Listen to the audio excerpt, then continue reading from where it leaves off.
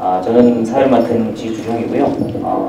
오늘 발표를 맡으실 분은 이제 오른쪽에 오른쪽부터 저희 김공환 선생님, 그다음에 김은민 선생님, 김은태 선생님, 정재원 선생님, 그리고 이제 장지원 선생님은 지금 식사하러 가셔서 조금 늦으신 것 같습니다. 나중에 들어올 것으로 생각이 되고요. 오늘 이제 발표한 그 발표 시간이 갖다가 이제 좀 남을 수도 있을 것 같긴 한데, 좀 늦게 시작한 관계도 있고, 그리고 또 이제 좀 더 편하고 자유롭게 토론자뿐만 아니라 플로어의 신분도 많이 받고 그러자는 생각에서 세 분 발표할 때와 똑같은 시간으로 생각하시고 발표를 해주시면 감사하겠습니다. 그래서 저희가 1시간 반의 시간이 있으니까 한 15분에서 20분 정도 발표를 해주시면 감사하겠습니다. 먼저 이제 그 김공환 선생님부터 발표를 드리려고 하는데요. 제목이 세계 경제의 저성장 원인과 전망입니다. 사실 제가 이번에 이제 이 학회가 이제 한국연구재단의 지원을 받는데, 그때 이제 저희가 제가 이제 연구위원장으로서 학회에 뭐 이렇게 개최의 그러니까 이제 뭐 배경, 그 다음에 목적 이런 거 쓸 때 김공환 선생님이 여기도 나눠드린 그 유인물에도 있지만 그 한겨레 신문에 쓰셨던 글이 있습니다. 세계경제 장기 정책, 장기 주춤 논쟁 중 이런 글을 상당히 긴 글을 쓰셨고, 제가 그때 그 글을 많이 참고를 해가지고 써서 상당히 이제 도움이 많이 됐던 걸로 기억이 됩니다. 그래서 오늘은 보니까 이 내용을 좀 더 발전시켜서 학술적으로 발표해 주실 것으로 기대를 하고요. 예. 그러면은 김공혜 선생님 발표부터 먼저 듣도록 하겠습니다. 예, 안녕하세요. 김공혜라고 합니다. 저는 한겨레 경제사회연구원이라는 곳에서 지금 일을 하고 있고요. 방금 저기 사회자 주재현 선생님께서 말씀하신 대로 올 초에 3단계 딱 이 주제하고 관련된 글을 여기 신문에다가 저희 연구원 지면이 따로 있습니다. 그래서 이제 거기다가 쓴 적이 한 번 있어서 근데 그거 말고도 일단 이제 기본적으로 전공 자체가 이쪽이긴 한데 저는 지금 현재 어떻게 벌어지고 있는 게 이제 어떻다 이런 거보다는요, 좀 옛날 거를 좀 하는, 그걸 또 이론적으로 이제 하다 보니까 조금 전공하고는 관련이 있다고도 할 수 있지만 없다고도 할 수 있고 그런. 근데 이제 지금 하는 일이 여기 신문사에 딸려 있는 연구원에 있다 보니까요, 이런 걸 좀 많이 하게 된 것 같습니다. 그래서 그렇게 학술적일 것 같지는 않고요, 이렇게 부담을 주시면. 그래서 이제 앞으로 좀 더 발전을 시켜 보도록 하겠습니다. 오늘 이제 발표를 통해서요, 그렇게 할 수 있도록 여러분들께서 좀 도움을 주시기 바랍니다. 그래서 발표를 드리면 일단 이제 그렇게 생각하시면 좋을 것 같아요. 제가 여기서 무슨 대단한 어떤 해석이나 이런 거보다도 지금 경제학자들이 어쨌든 지금 세계 경제가 저성장하고 있다라는 거에 대해서는 누구나 다 동의를 하고 계실 텐데요. 근데 경제학자들이 이거에 대해서 어떻게들 보고 있는지 그거를 좀 요약을 드리면서 간단하게 이제 앞으로 전망하고 관련해서 제 생각을 몇 가지 덧붙이는 방식으로 말씀을 드리겠습니다. 여기 이제 제가 좀 늦게 내가지고 아마 좀 어글리하게 이걸 가지고 계실 텐데 죄송합니다. 그래서 따로 이제 보시면은요, 앞에는 그냥 지금 어떻다, 2007년 8년 사실 이거를 부르는 것 자체가 굉장히 이제 논란거리인데, 위키피디아에 보면은 2007년 8년에 대해서는 뭐라고 되어 있더라? 하여튼 이게 좀 부르기 다릅니다. 조금씩. 그래서 지금은 어쨌든 장기 그레이트 리세션이라고 부르기도 하고 그러는데, 어쨌든 2007년 8년에 대해서는 조금 더 센 표현을 쓸 수도 있을 것 같습니다. 공황이니 아니면은 그거보다 좀 더 하여튼 강한 그런 표현을 쓸 수도 있을 것 같은데, 하여간 그 이후에 아시다시피 이제 여러 가지 양적 완화라든가 이런 정책들을 통해서 어느 정도 좀 빠져나왔다고는 하지만 계속해서 이제 재정 위기라든가 이런 게 이어졌었죠. 그래서 아직까지도 여전히 헤어나오지 못하고 있다. 실제로 이제 세계 경제 지금 여기 그림을 보여드리면 좋을 텐데, 여기 다 이걸 해놓지 못해가지고요. 그러니까 세계 경제 성장률 추이를 보더라도 그러니까 위기 직전까지 이게 굉장히 많이 치솟았다가 그 다음에 계속 이제 떨어지는 추세고요. 그 떨어지는 추세가 전혀 반전되고 있지는 않습니다. 그래서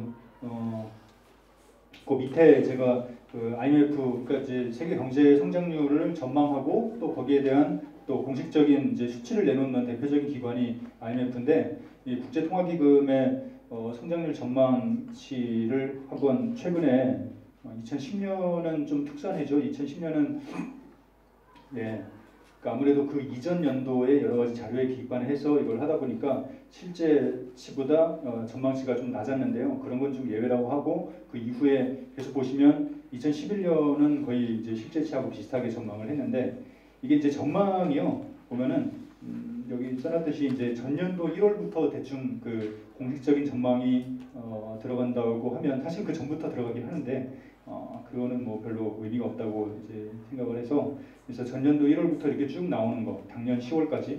그러니까 IMF는 매년 4월하고 10월에 공식 그 경제 전망을 내놓고요.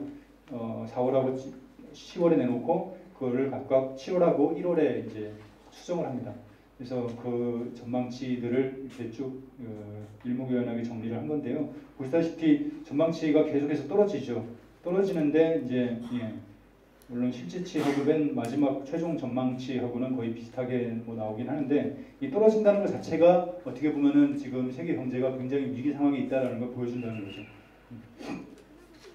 예, 물론 뭐 지금만 그런 거 아니고 예전에도 이제 그랬다고는 하더라도, 일단 뭐 잘 아시다시피 2007년 8년 이후에 경제학자들이 굉장히 많이 비판을 받았습니다. 그런 비판에도 불구하고, 그리고 IMF라든가 뭐 이런 경제 기구들에서 자체적인 반성 분위기도 상당히 있었고, 그런데도 불구하고 이제 이런 전망치가 이렇게 나온다는 것은 좀 문제가 있다, 이렇게 좀 볼 수 있겠고, 올해 같은 경우에도 지금 올 초에만 해도 이제 그러니까 작년 10월이죠. 그러니까 1년 전에 3.6%로 올해 성장률을 전망을 했는데, 지금은 이게 3.1%로 0.5%포인트 떨어졌습니다. 그거는 이제 재밌는 거는 그 하향 조정을 하는 데 있어서 가장 중요한 이제 원인이 미국이었다는 거죠. 미국이 지금 어떠냐면 지금 세계 경제 전체로 보면은 전체적인 경제 성장률이 좀 떨어지고 있는데, 그 떨어지는 게 신흥국이 떨어지는 게 좀 커요. 그러니까는 신흥국이 뭐 경제가 줄어든다 이건 당연히 아니고, 그러니까 예전의 성장률에 많이 못 미치는 상황이 있다라는 거고요.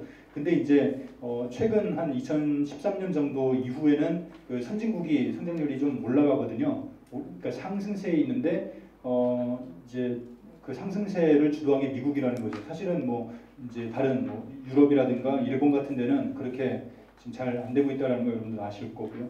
그래서 미국이 나름대로 잘 되고 있는데, 미국을 보더라도 지금 어떠냐 하면은 산업 생산, 그러니까 이제 산업 생산 지수라는 게 있는데요. 그게 계속 지금 부진하게 지금 머물러 있고, 그 가동률, 설비 가동률이라는 게 있는데, 그 설비 가동률도 75%, 그러니까 4분의 1 정도가 지금 가동이 안 되고 있는 상황인데, 이게 이제 어느 정도냐면은 계속해서 이제 그러니까 그 2007년 8년 때는 한참 떨어졌다가요. 그 이후에 계속 이제 회복세에 있던 게 한 2004년 말 정도까지 갔고, 2004년 말 이후에 이게 이제 떨어지는 추세에 있다라는 거죠.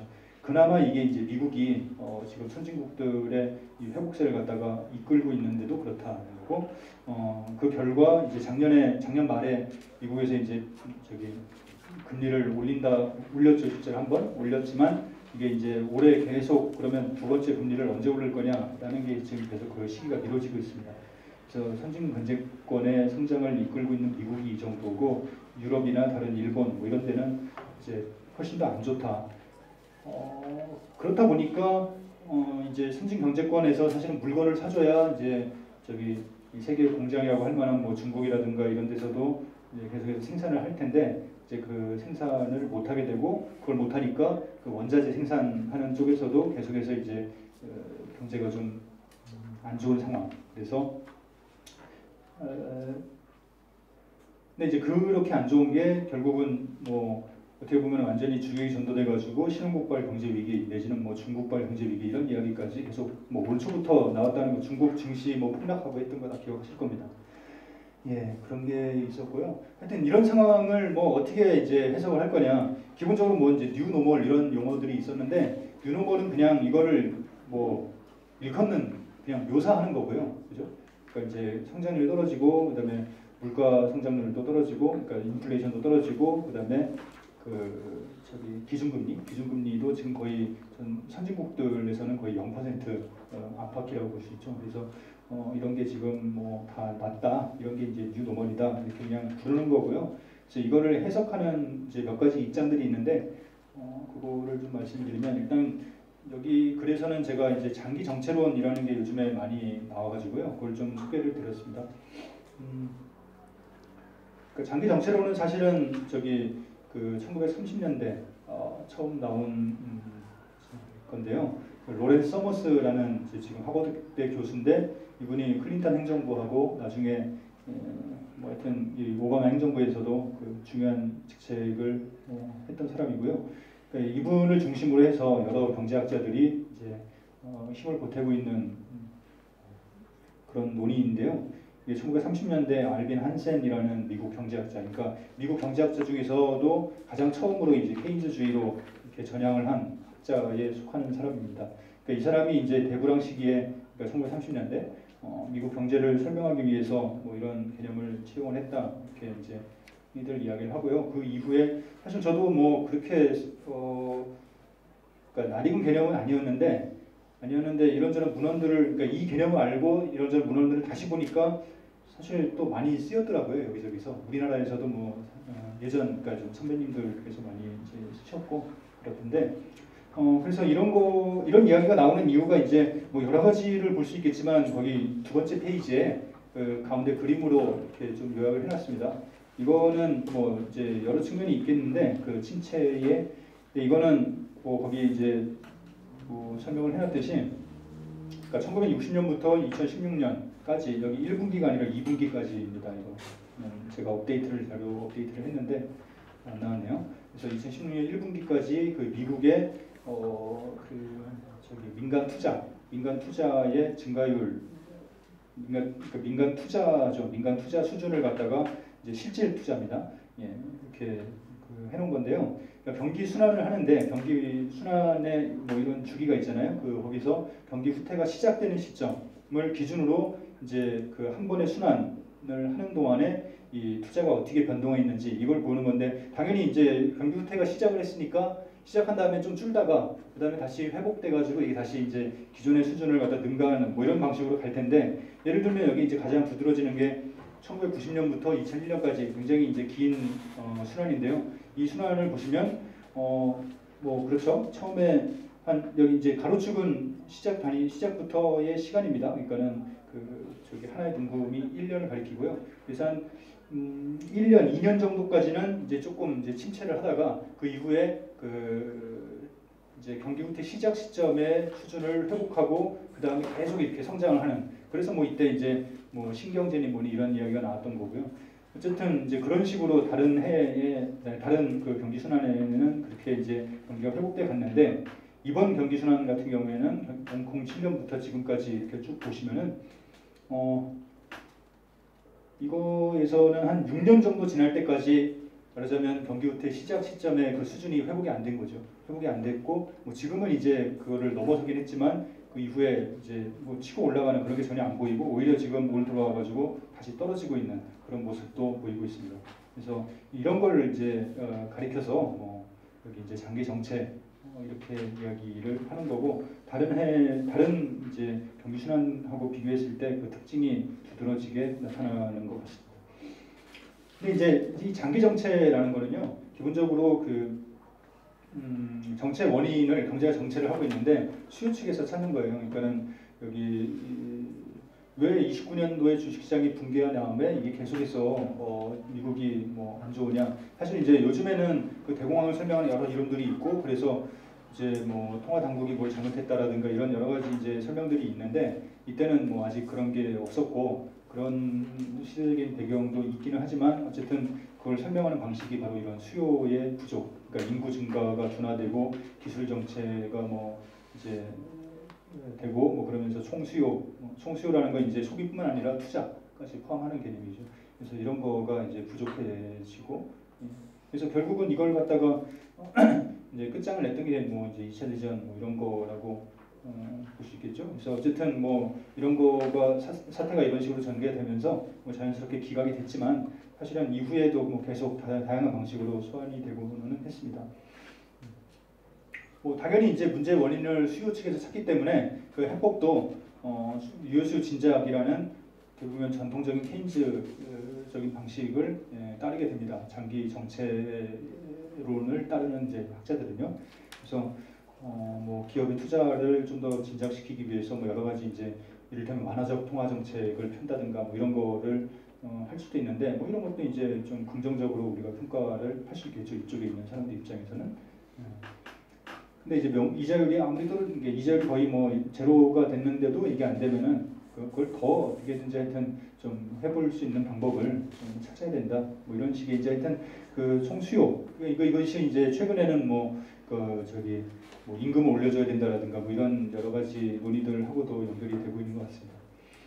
그러니까 이게 이제 뭐 수요 측 설명이라고 하면은 공급 측의 설명은 기본적으로 이제 어느 정도는 그러니까 뭐 굳이 이걸 정치적인 뭐 스펙트럼에 이런 것들을 놓을 필요는 없을 것 같긴 한데 아무래도 이제 조금 수요 측의 이제 원인을 찾는 사람들이 조금 그 이제 진보 그러니까 좌파 성향을 갖는다면은 이 공급 측 그러니까 공급 측의 원인을 찾는 사람들은 좀 우파 성향을 갖는 것 같습니다.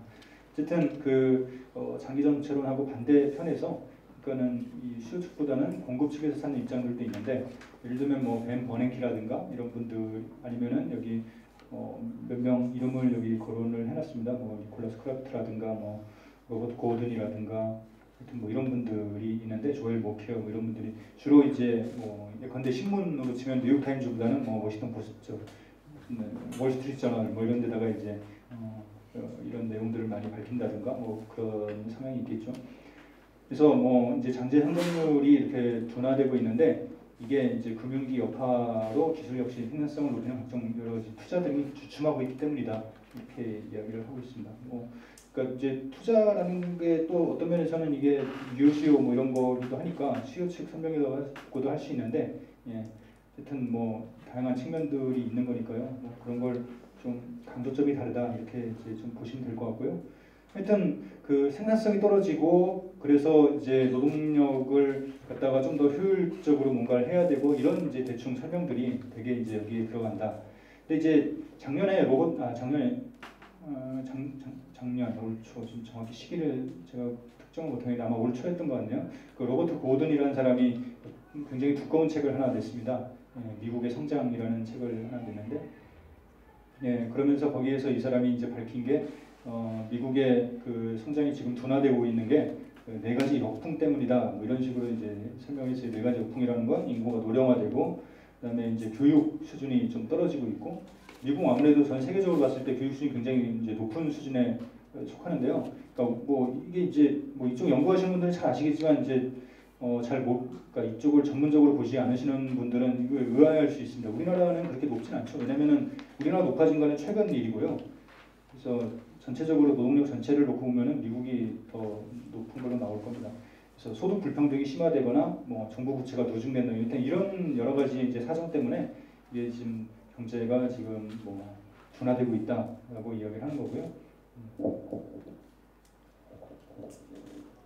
그러니까 뭐 어쨌든 뭐 이제 결국 어느 쪽에서 찾느냐. 그러니까는 아무래도 그 이쪽 공급 쪽의 이런 영향들, 그러니까 뭐 교육수준이 저하한다든가 인구 구조가 변한다든가 이런 거 문제를 중점적으로 이제 제기하는 사람들은 이게 뭐 단기간에 뭘 어떻게 할 수 있는 문제가 아니다라는. 그러니까 어떻게 보면은 이게 이제 정부 역할이나 이런 거하고 관련해서도 조금은 정부가 괜히 그냥 막 저기 나서가지고 뭘 해보겠다고 이렇게 하기보다는 좀 더 이렇게 진중하게 한번 이제 그런 방식으로 뭔가 정책 권고를 한다든가 하는 성격이 있습니다. 그래서 거기 정부의 역할이라고 이제 뒤에 돼 있는 거를 보시면, 그러니까는 뭐 방향이 다르다는 거죠. 정부가 뭐 하지 마라, 해라, 뭐 이런 거라기보다는 방향이 다르고 그 다른 방향 때문에 어떤 정부의 역할에 그 적극성이라는 것도 이제 성격 지어진다라는 거죠. 뭐 근데 이제 결국은 이제 제가 여기다 써놓은 거는 결국 뭐 둘 다 있는 거 아니냐 그런 게 라는 거고요. 근데 이제 예컨대 그 수요 측을 강조하는 입장에서는 이제 뭐 그런 거잖아요. 저기 정부가 뭔가 좀 지출을 많이 하고 사회복지 뭐 이런 거에 좀 더 신경 쓰고 이렇게 이야기를 하는데 그 복지 지출 증대라는 게 사실은 뭐 어떻게 보면 이제 불평등 완화책도 되고 뭐 수요 진작책도 되고 하지만은 또 한편으로는 경제 성장 잠재력에 미치는 효과라는 것도 있는 거니까요. 뭐 그런 것까지 고려를 하면 이게 이제 자칫 잘못하면은 예전에 전통적인 복지국가에 대응하는 뭐 생산적 복지 뭐 이런 거를 옹호하는 것 같지만 꼭 그런 건 아니고요. 하여튼 이제 특히 이 복지라는 게 좀 미비한 상황에서는 이제 복지가 갖는 그런 기능을 우리가 좀 더 생각할 수 있겠고, 대개 이제 이런 이야기들이 뭐 유럽보다는 미국에서 나오다 보니까 미국에 이제 뭐 아시다시피 뭐 오바마 케어라든가 이런 게 좀 문제잖아요. 그러니까는 이런 거를 그 생산성 증대 뭐 이런 문제하고 또 연결을 시킬 수는 있을 것 같습니다. 그렇고 뭐 또 하나는 이제 제가 여기다 써놓은 게 환경 관련 인프라 투자 같은 건데요. 뭐 이런 게 이제 어떻게 보면은 그냥 단순히 수요 진작책이기도 하지만은 사실 이제 앞으로 경제가 변화하는 그런 방향이라든가 이런 거 보면 좀 더 우리가 여기에 적극적인 역할을 부여할 수도 있겠다라는 말씀을 여기다 써놓을까요? 근데 이제 뭐 우리 얘기를 여기다 그냥 잠깐 써놨는데 사실은 이거는 뭐 별도로 좀 봐야 되는 얘기인데 지금 세상이 이렇게 좀 뭐라고 할까요? 좀 뭔가 심각한 논의들이 지금 벌어지고 있고 뭔가 긴박하게 돌아가고 있는데 우리는 너무 좀 아무것도 안 하고 있다. 뭐 정부가 그리고 좀 헛다리를 짚고 있다. 뭐 이런 얘기를 써놓고 뭐 다 아실만한 얘기니까 그렇고 그 다음에 이제 여기 뭐 정리가 안 됐는데 그냥 몇 가지 포인트를 언급을 해놓은 겁니다. 그 다음에 여기 또 뭘 써놨냐면은 국제통화기금 같은 데서 한국 정부에다가 요즘에 이제 굉장히 재밌는 권고들을 많이 내놓고 있습니다. 이를테면 내수 진작을 위해서 소득 증대에 힘을 써라. 그러니까 소득 증대라는 건 국민들, 그러니까 이제 일반 가계 소득 증대를 말하는 거죠. 그러니까 정부가 재정 정책을 좀 더 과감하게 하고 또 그러니까 과감하게 해도 된다라는 거죠. 지금 한국 수준에서는. 그다음에 가계 부채가 내수를 억누르고 있으니까 가계 부채도 좀 잡고 등등 하여튼 이런 여러 가지 어떻게 보면 진보 진영에서 굉장히 좋아할 만한 권고들을 많이 하고 있고 그래서 진짜 요즘에 재밌는 상황은 어떻게 보면은 한 20년 전에는 이 진보 진영은 이제 IMF 같은 데를 막 욕하고 그랬는데 지금은 오히려 IMF의 이런 권고들을 끌어와가지고 이 대한민국 정부를 갖다 비판하거나 이런 이제 근거를 삼고 있다는 게 좀 재미있고요. 하여튼 그런데 그러면 이게 이제 그러면 좋은 거냐? 뭐 그 자체로 뭐 좋은 측면도 있지만 사실은 이런 측면도 있다라는 거죠. 예컨대 그러니까 이런 정책들은 그러니까 소득이 증대되면 소비가 증대되고 그게 생산을 자극해서 경제 성장과 고용 증대에 기여하고 또 그래서 그게 소득 증대로 가고 뭐 이런 어떤 선순환 이런 걸 갖다가 이제 염두에 두고 이게 소위 이게 이제 소득 주도 성장론이라는 건데요. 근데 이게 그렇지가 않을 수가 있다는 거죠. 특히 이제 우리나라처럼 대외 의존도가 높은 나라 같은 경우에는 여기서 이제 소득 증대가 소비 증대로 갈 때 사실은 이 소비가 이제 어디로 갈 거냐. 결국은 뭐 간단히 말하면 이런 거죠. 뭐 저기 갤럭시를 살 거냐 아니면 아이폰을 살 거냐 뭐 이런 거라고 봅니다. 물론 이제 이렇게 이야기하면 아이폰에도 삼성 뭐 우리나라 부품 많이 들어가지 않냐. 삼성 LG 부품 많이 들어가지 뭐 그런 얘기는 아니고요. 하여튼 그냥 장난삼아 얘기하는 건데 그렇게 하여튼 그렇게 보면 굉장히 많은 부분들이 이제 앞으로 빠져나갈 수가 있겠고 그것이 국내 기업들의 뭐 어떤 뭐 그러니까 투자 증대라든가 고용 증대 이런 걸로 이제 이어지지 않을 가능성들이 있다라는 거죠. 그래서 그런 효과가 제한적일 수밖에 없다라는 측면이 하나 있고요. 그래서 우리가 이제 어떻게 해야 되느냐? 저는 사실 이거를 염두에 두면 어떻게 보면은 그냥 일반 그러니까 가계들의 소득 증대보다도 정부 역할이 더 좀 중요하지 않을까 하는 생각을 합니다. 그다음에 이제 다시 그 세계적으로 좀 보면 이런 이야기를 많이 하죠. 요즘에 4차 산업혁명이니 아니면 뭐 새로운 기계 시대 뭐 해가지고 이제 책들도 많이 나오고 있는데 4차 산업혁명 같은 경우에는 지금 저기 세계 경제 포럼 같은 데서 지금 거의 뭐 계획적으로 이거를 프로모션을 하고 있고요. 무슨 이야기냐면 새로운 성장의 동력 내지는 뭐 새로운 성장이 어디에서 벌어질 거냐 하는 그런 어떤 뭐 영역 이런 것들이 어느 정도는 지금 분명하게 잡혀 있는 것 같습니다. 한편으로는. 근데 그게 이제 현실화가 잘 안 되고 있는데, 그러니까 일련의 기술적 조건들이 이미 실용화 단계에 사실은 이루고 있고, 어떻게 보면 그간의 자본주의 하에서 적극적으로 산업화되지 못했던 그런 부분들이 이제 그런 기술적인 조건에 힘입어서 뭔가 이렇게 새롭게 이 자본의 어떤 뭐 운동 영역으로 이렇게 호석이 되고, 그러니까 거꾸로 이제 자본이 이제 그런 영역들까지 이제 확장해 나가는 그런 가능성들이 지금 생기고 있고, 지금 여기저기서 그런 이제 뭐 파일럿 프로젝트라고 할 만한 것들이 이제 보이고 있는 거죠, 사실은. 이제 문제는 이런 새로운 영역들을 뭐 개척하고 그리고 필요한 여건들을 이제 만들어 나가야 되는데, 소위 이제 돈을 누가 뜰 거냐 뭐 이런 문제인 것 같아요. 그러니까 이제 그것과 관련해서 사실은 요즘에 이제 그 TTIP는 대서양 이쪽에, 그러니까 Transatlantic Trade and Investment Pact라는 건데요. 그러니까 이거는 단순히 그냥 그 기존에 우리가 FTA 내지는 뭐 이제 관세 철폐 뭐 이런 거랑은 조금 성격이 다르다고 저는 생각을 합니다. 그러니까는 뭐 소위 이제 이거는 관세를 철폐하고 뭐 무역장도 철폐하고 이런 게 아니고 뭔가 규제 체계를 일체시켜 나가는 거다, 이런 이제 이야기를 이쪽에 관계된 사람들이 예전에 한 적이 있는데, TPP라든가 뭐 이런 새로운 어떤 무역 협정들이 좀 그런 뭐랄까요, 세계적인 어떤 글로벌 차원에서의 규제 체계들을 만들어 나가는 게 아닌가 하는 생각을 하고요. 만약에 이제 그런 새로운 규제 체계 안에서 그러니까 그런 규제 체계가 제대로 이제 자리가 잡히게 되면은, 그리고 그 규제 체계가 이제 규제할 새로운 영역들이 뭔가 산업적으로 이제 모습을 갖추게 되면은 이제 뭐 이런 걸 가지고 우리가 뭐 앞으로 뭐 새로운 제국주의니 뭐 이런 이야기들을 다시 또 할 수 있게 될 것 같은데요. 하여간 이런 준비들이 또 뭐 지금 저성장 와중에도 나름대로 차착 진행이 되고 있다라는 거. 그러니까 어떤 면에서는 공급 측의 여건들, 그러니까 이게 이제 지금만 보지 마시고요. 예전에 그 보면은요, 그런 게 있습니다. 지금 그러니까 대공황이 이제 1920년대 말에부터 30년대 이렇게 딱 됐는데, 그 1920년대에 엄청난 기술적 뭐 그런 혁신들이 일어났습니다. 그리고 뭐 제가 이걸 보여드릴 수 있으면은 저부터 띄울 수도 있을 텐데, 예.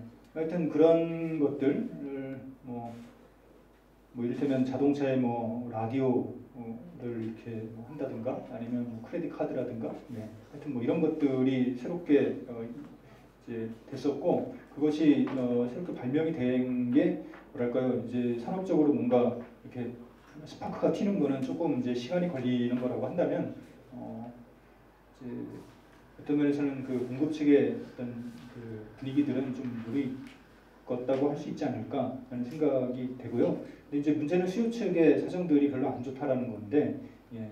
결국 그것은 새롭게 생산된 이런 것들을 누가 구매할 거냐, 그리고 이걸 어떤 방식으로 생산할 거냐, 뭐 이런 이제 문제라고 한다면은 결국은 이것이 이제 뭐 새로운 개국 투쟁의 문제일 수도 있고, 그리고 뭐 소위 이제 그 새로운 인클로저 운동 뭐 이런 것들이 새로운 영역에서 벌어지는 거라고 할 수도 있겠고, 그렇게 볼 수 있을 것 같습니다. 뭐 어쨌든 이 부분은 많이 열려 있는 부분이고, 그 지금 전 세계 뭐 비즈니스나 아니면 정치적인 리더들이 굉장히 많이 고민을 하고 있는 부분인 것 같고요. 근데 이제 이런 와중에서 뭐 좀 진보적인 쪽 뭐 학계가 됐든 아니면 뭐 운동 쪽이 됐든 간에 그런 걸 어떻게 대응할 거냐, 이런 문제들이 여전히 굉장히 중요하게 제기가 되고 있는 것 같습니다. 예, 여기까지 하겠습니다.